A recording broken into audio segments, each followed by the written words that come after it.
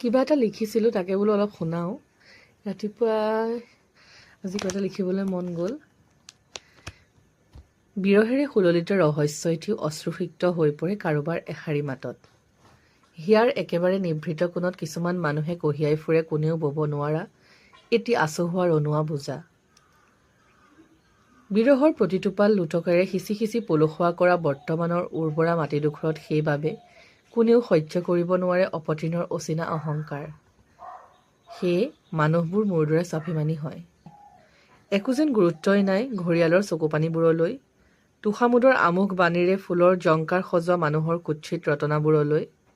কিন্তু কেতিয়াবা কোনোবা এটি প্ৰহৰত, কোনোবা এটি পূৰ্ণিমাৰ বগী জোনবাইজনীৰ নিচেই কাষত পমিৰয় কঠোৰতম শিলৰ প্ৰস্তৰতাত ভেজা দি জীৱনৰ বকুলি মালাগাথা চৰাইজনীও কাৰোবাৰ এষাৰি মাতত।